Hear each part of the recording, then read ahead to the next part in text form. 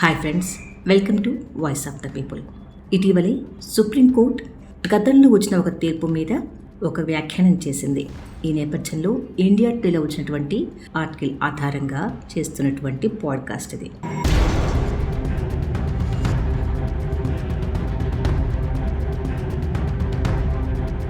తామిచ్చిన తీర్పుపై తానే విమర్శలు చేసుకున్న సుప్రీంకోర్టు.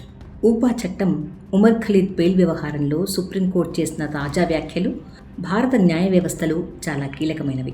2020 ఢిల్లీ అల్లర్ల కేసులో జేఎన్యూ మాజీ విద్యార్థి ఉమర్ ఖలీద్కు బెయిల్ నిరాకరిస్తూ గతంలో ఒక ధర్మాసనం ఇచ్చిన తీర్పుపై సుప్రీంకోర్టులోని మరో ధర్మాసనం justice BV Nagarathna, justice Ujjal Bhuyan తాజాగా తీవ్ర అభ్యంతరం వ్యక్తం చేశారు. ఈ సందర్భంగా కోర్టు చేసిన వ్యాఖ్యలు దేశంలో పౌర హక్కుల గురించి చర్చించే ప్రతి ఒక్కరూ గమనించాల్సినవి. బెయిల్ అనేది నియమం, రూల్. జైలు అనేది మినహాయింపు, ఎక్సెప్షన్ అనే రాజ్యాంగ సూత్రం అత్యంత కఠినమైన ఊపా చట్టానికి కూడా ఖచ్చితంగా వర్తిస్తుందని ధర్మాసనం స్పష్టం చేసింది. ఉమర్ ఖలీద్ 2020 సెప్టెంబర్ నుండి జైల్లోనే ఉన్నాడు.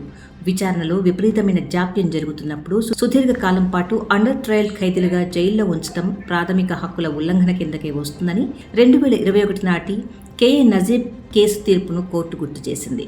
కేవలం ప్రాథమిక ఆధారాలు ఉన్నాయని చెబుతూ విచారణ పేరుతో ఏళ్ల తరబడి జైల్లో ఉంచడం అంటే నేరం రుజువు కాకముందే వారికి శిక్ష విధించడంతో సమానమని కోర్టు తేల్చి చెప్పింది. చిన్న బెంచ్ ఇచ్చిన తీర్పు అంతకంటే పెద్ద బెంచ్ గతంలో ఇచ్చిన తీర్పులను నీరుకార్చకూడదని సున్నితంగా మందలించింది. ఊపా లాంటి కఠిన చట్టాల కింద అరెస్ట్ అయి సరైన విచారణకు నోచుకోక దేశవ్యాప్తంగా ఏళ్ల తరబడి జైళ్లలో మగ్గుతున్న ఎంతో మందికి సుప్రీంకోర్టు తాజా వ్యాఖ్యలు ఒక ఆశాకిరణం. పౌరుల వ్యక్తిగత స్వేచ్ఛకు రాజ్యాంగం ఇచ్చిన విలువేంటో ఈ వ్యాఖ్యలు మరోసారి బలంగా గుర్తు చేస్తున్నాయి.